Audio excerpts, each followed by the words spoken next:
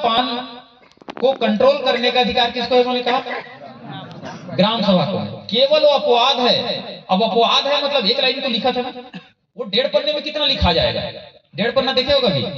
सबको मैं व्हाट्सएप में भेज दूंगा अभी, कोई टेकाम जी के व्हाट्सएप में भेजूंगा, सब लोग भेजेंगे।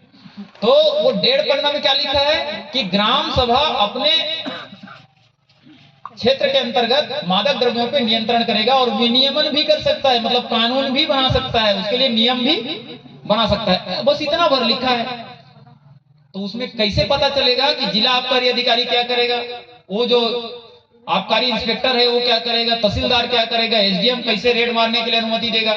कैसे लिखाया है क्या उसमें? नहीं लिखा है। तो किस कानून में बदलाव होगा? किस कानून में बदलाव होगा? आबकारी कानून जो अंग्रेजों के बनाए, जो 1915 का था। ये कौन सा कानून है? ये 1915 में अंग्रेजों के बनाए कानून था, जिससे आबकारी अधिनियम चलता है, जिसमें इसमें आबकारी जो अधिकारी होता है जिला का, उसको सबसे बड़ा पावर है। वो किसी के घर में भी जाके रेड मार देगा, ठीक है, और कोई बनाते रहेंगे, दारू बनाते रहेंगे या बेचते रहेंगे, उसको पकड़ लेता है, जब्ती नामा बनाता है, जेल भेज देता है। ये उसको पावर है। लेकिन यही जो 1.5 पन्ना है, आप थोड़ा बाहर निकलिएगा, यही 1.5 पन्ना है, ये क्या बोलता है कि ये ग्राम सभाओं का पावर है। तो दोनों में झगड़ा होगा कि नहीं होगा? होगा ना? वो बोलता है वो मेरा पावर है, ये 1.5 पन्ना बोलता है मेरा पावर है। अभी राष्ट्रपति साइन करके दिया है गांव वालों को, आपको। तो जब दोनों में झगड़ा होगा तो धारा 5 खोलिए हाथ, खोलिए हाथ। ये जो धारा 5 है अंगूठा, ये कहता है कि ये जितने धारा 4 के अधीन जितने अपवाद और रूपांतरण है, उसके अधीन सारे कानून इधर जितने हैं, आधा मैं नहीं लाया हूं, उधर बैग में रखा है, ये जितने कानून हैं सब मेरे अनुसार बदल जाओ, मेरे अनुसार हो जाओ। यदि मेरे अनुसार नहीं होगे तो मेरे क्षेत्र में नहीं चल सकते, चल ही नहीं सकते, क्योंकि इसमें किसको पावर है? ग्राम सभा को पावर है। तो उसमें धारा 61 अलग से जोड़ा गया। कितना धारा? लिखिए लिखिए, आबकारी अधिनियम में पेशा के कारण 1997 में बदलाव हुआ, मध्य प्रदेश के जमाने की बात कर रहा हूं मैं। और क्या कहा गया कि अब ग्राम सभा तय करेंगे, ठीक है ना? जब भी कभी किसी आदिवासी के घर में रेड मारा जाएगा तो वह एसडीएम के लेवल के नीचे का कोई अधिकारी के बगैर किसी आदिवासी के घर में रेड नहीं मारेंगे। क्लियर ना? पहले क्या होता था, कोई सिपाही भी चल दिए और किसी के घर में भी चल दिए और थोड़ा बहुत मिल गया, उसे पानी पिला दिए और केस बना दिया। तो उसी लिमिट को ये लिमिट तय करता है। ये लिमिट यहाँ पे नहीं है, ये बोलता है नियंत्रण करना है। तो नियंत्रण कितने लेवल तक करना है, इस कानून में बदलाव होगा। वही जो 5 लीटर बोला, समझ गया ना? तो ये कानून में बदलाव होगा। दूसरा कौन सा है? दूसरा है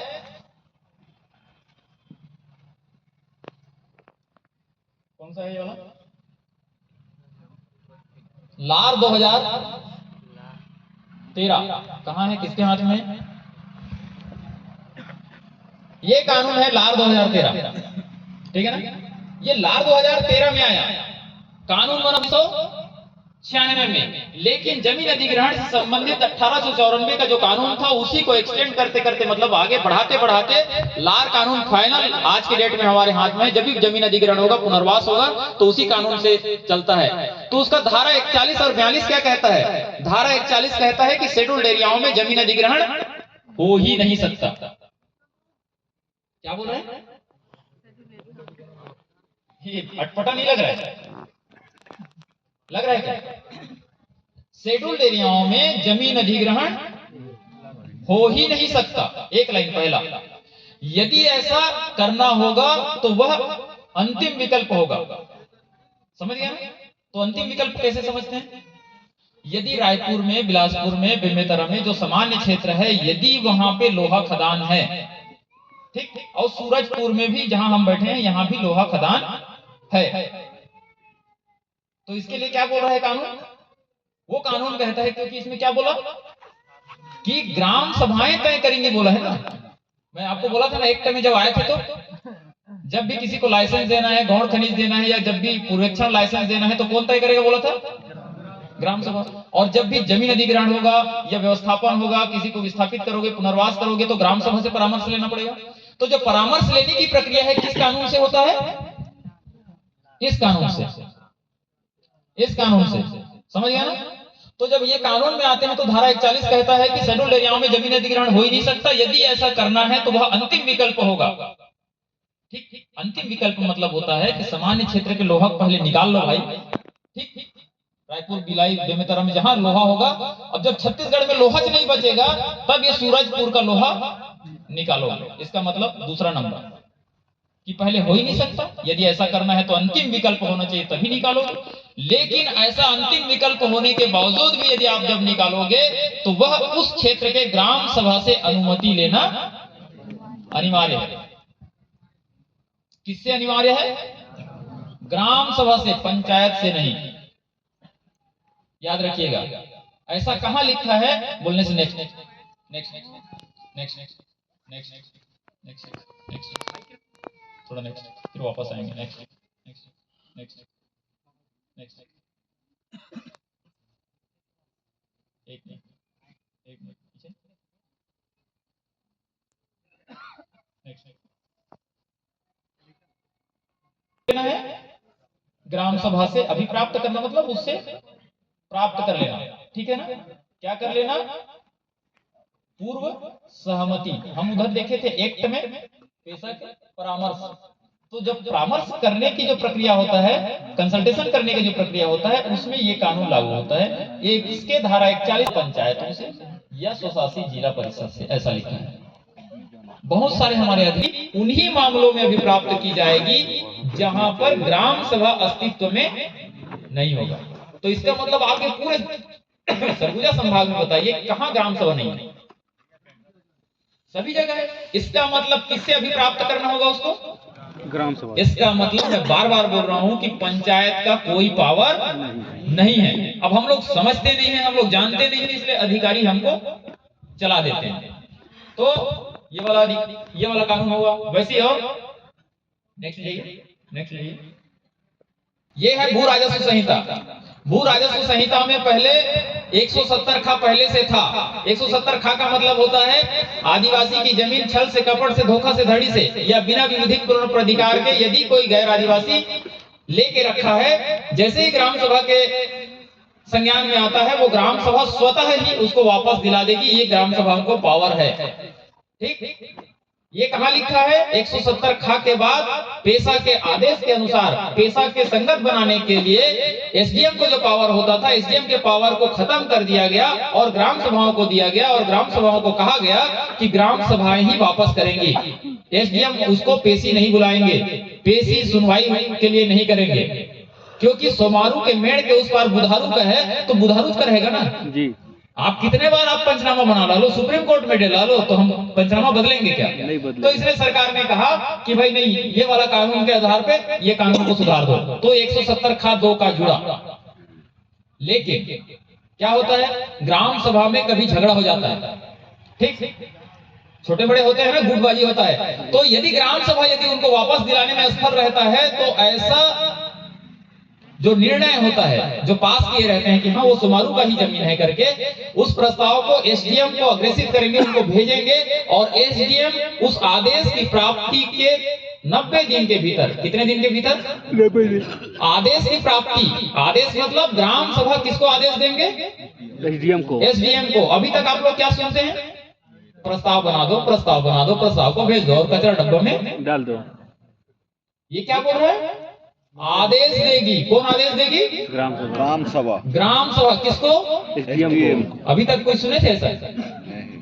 कभी सुने थे क्या? नहीं। लेकिन वो 1.5 पन्ने में कितना बड़ा पावर है?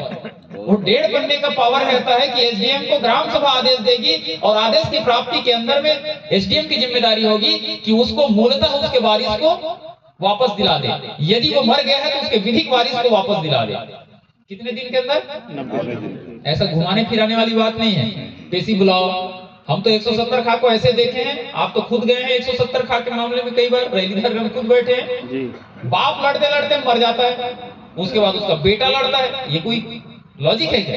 अरे हम जानते हैं ना ये पेड़ के इस पार का सोमारू था, वही कमा रहा था, तो उसको देने में क्या हर्ज है? आपने उसको पेशी बुलाओगे, वो एसडीएम 5 बार तब्दील हो गए। तो ये कानून क्या कहता है? जितने कानून हो इधर सब मेरे अनुसार हो जाओ, और नहीं, यदि मेरे अनुसार नहीं हुए तो नहीं चल पाओगे। इसलिए जितने एग्जिस्टिंग रूल्स रेगुलेशन होंगे इधर के, ये है आपके डीएमएफ का फंड, ठीक है, डीएमएफ फंड भी आपके अनुसार चलेगा, ये एलआरसी आपके अनुसार चलेगा, ठीक है ना, ये साहूकारी अधिनियम आपके अनुसार चलेगा। ऐसे बहुत सारे नियम हैं जो मैं आपको पहले लाइन में दिखाया था। वैसे ही एक पंचायती राज कानून है, इसमें भी बदलाव होगा कि नहीं होगा? होगा कि नहीं होगा? इसलिए होगा, इस बात को समझना है। आप लोगों को यही लग रहा था कि यही जो है पेशा कानून है, मैं कह रहा हूं इसको अलग निकाल दिया हूं, बाकी लोगों को उधर रख दिया। ये पेशा कानून नहीं है। पेशा कानून केवल 1.5 पन्ना है, लेकिन ये 1.5 पन्ना इनको भी आदेश देता है। क्या आदेश देता है? कि जितने भी अध्यक्षीय पद होंगे वो आदिवासी के लिए आरक्षित होंगे, और ये भी देखा जाएगा कि उस एरिया के किस लाइन में है, मैं थोड़ा सा एक बार पढ़ देता हूं उसी लाइन। अच्छा नेक्स्ट, यहीं से देख लेते हैं। नेक्स्ट एक मिनट पीछे इसमें क्या चेंज होगा? ये कानून जब 1993 में बना था तब तो उसका इजाद नहीं हुआ था। राष्ट्रपति जब इसको साइन कर दिए 1996 में, तब इस कानून में बदलाव हुआ 1997 में, और बदलाव करते हुए धारा 129 में, धारा 129 का से लेके चा तक जोड़ा गया, अध्याय 14 करके पंचायती राज कानून को बदला गया। नेक्स्ट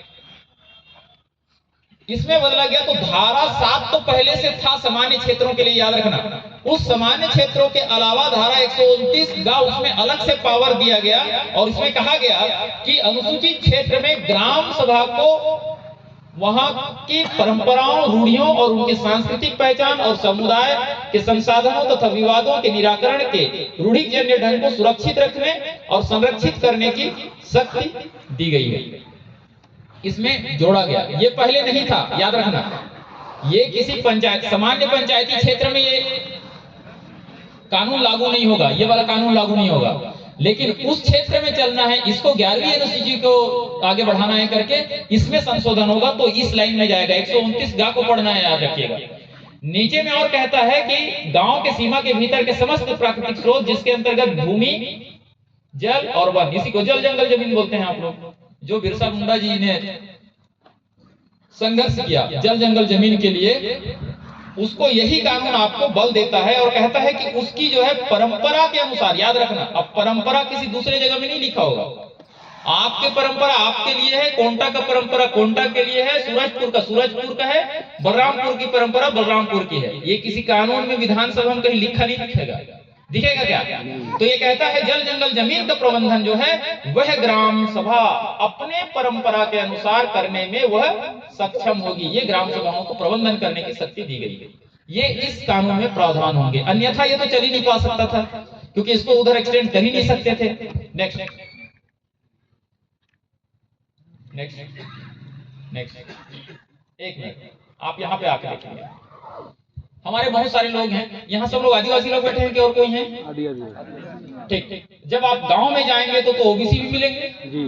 आपको पता है क्या कि ओबीसी को पेशा ही एक ऐसा कानून है जो लिखित में 100% आरक्षण देता है।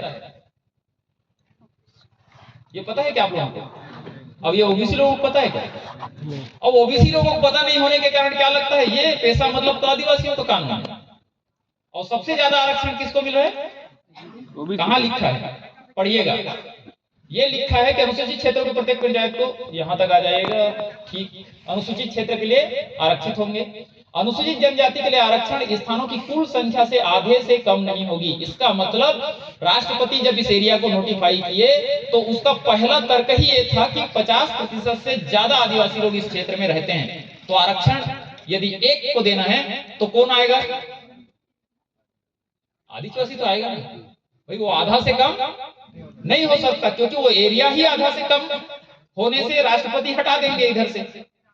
तो राष्ट्रपति जब नोटिफाई किए हैं इसका मतलब आधा से ज्यादा है आप लोग, तो पहला जो पद होगा वो आपका होगा, और वो आधे से कम नहीं होगा कभी भी। दूसरा नंबर पढ़िएगा, नेक्स्ट। अनुसूचित क्षेत्रों में पंचायत में अन्य पिछड़े वर्गों के व्यक्तियों के लिए ऐसी संख्या के स्थान में आरक्षित किए जाएंगे जो अनुसूचित जातियों और अनुसूचित जनजातियों, यदि एससी और एसटी यदि कोई हो, के लिए जितना आरक्षण होगा कुल मिलाकर के पंचायतों के समस्त स्थानों के 3/4 स्थान से ज्यादा नहीं होंगे। अब ये ऐसा भाषा होता है, समझ में आया आपको? नहीं समझ में आया? मैं बड़ा इसको थोड़ा ऐसा समझते हैं थोड़ा, ठीक। जितने आदिवासी लोग हैं वो इधर आ जाएंगे और 51 के बाद बोल रहा है कि 3/4 मतलब 75, कहां तक? 75%। किसके लिए 75%? एससी और एसटी से बचने के बाद जो होता है वो ओबीसी के लिए होगा। कहां? अन्य पिछड़ा वर्ग। तो ये ऐसे होगा, यदि मान के चलो कोई भी गांव, आपके गांव में कितने ओबीसी होंगे? आपके गांव में मतलब ओबीसी के परसेंटेज में बताओ, 1%, 2%? अरे बहुत देर तक सोचे आप बताओ। मेरे गांव में 75%। मेरे गांव में 75%। 5%। आपके गांव में? आपके गांव में तो ऐसा आरक्षण आपको नहीं मिलेगा। वहां जनसंख्या के आधार पर आरक्षण होता है। ये बेमेतरा, दुर्ग, भिलाई वाला जो जांजगीर चांपा वाला बेल्ट है, ये केवल सरगुजा संभाग में और यहाँ के ओबीसी लोगों के लिए अलग से आरक्षण है। अब दिक्कत क्या है? ना ये व्यवस्था को आप बताते हो उनको, ना ये व्यवस्था को लोग खुद पढ़ते हैं, बल्कि ओबीसी लोग इतना विरोध करते हैं आदिवासियों का कि ये पैसा ठीक नहीं है, ये तो आदिवासी लोगों का कानून है। मैं उतना देर तक कहीं आदिवासी आदिवासी बोला क्या? नहीं, मैंने हमेशा बोला ग्राम सभा, ग्राम सभा। ग्राम सभा में जनोजात के लोग रहते हैं। पूरा जितना हमारे 12 बानी बिरादरी के लोग बैठते हैं, जो लोग निर्णय लेते हैं, उस ग्राम सभा की बात कर रहा हूं मैं। आप लोग बैठ सकते हैं। अभी पंचायत में ना ओबीसी मिला 50%। वही सब पूछना है। आखिरी सवाल, क्योंकि 9, 9:30 बज गए बोले। पैसा को समझ गए होगे तो कम से कम उत्तर सही आएगा, मैं ऐसा उम्मीद रखता हूं। एक विभाग का कानून दूसरे विभाग के कानून को बदल सकता है कि नहीं? अरे अच्छा, विभाग बोल रहे हैं इसलिए नहीं बदल सकता, और पैसा बदल सकता है कि नहीं बदल सकता? गुड। तो अब दूसरा सवाल बिल्कुल सही, मतलब आप पैसा को समझ रहे हैं। अब दूसरा सवाल, पैसा कौन सी विभाग का कानून है? सब विभाग का।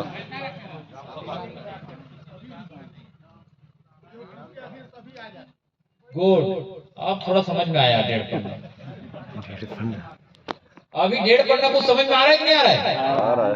वो किसी विभाग का कानून नहीं है। आप बोलोगे आबकारी का है तो मैं बोलूंगा भू राजस्व का है, आप बोलोगे भू राजस्व तो मैं बोलूंगा वो वन विभाग वाले का है। इसमें मैं बाकी स्लाइड अभी आपको दिखाया नहीं हूं, बहुत सारे स्लाइड में बहुत सारा चीज है, क्योंकि समय कम है। 90 स्लाइड है और 90 स्लाइड को जनरली आप लोगों को पढ़ना चाहिए। ये आपके काम का चीज है, ठीक। जैसे आपकी जानकारी बढ़ेगा, आप अपना एक्टिविटी अच्छे तरीके से कर सकते हैं, ठीक है। और ये मैं बाहर का बात नहीं कर रहा हूं, ये डेली के काम का है ना, डेली काम है। आपको पान मुखारी डेली लाते हो, हर्रा बेड़ा 4 चिरौंजी डेली लाते हो, जमीन का मामला डेली का है, ठीक है। गांव से आदमी बाहर जा रहा है, डेली का है, ठीक है ना। ये हर एक चीज आपके व्यवहारों से जुड़ा हुआ कानून है, और यही एक ऐसा कानून है जहां लिखा है कि रूढ़ी प्रथा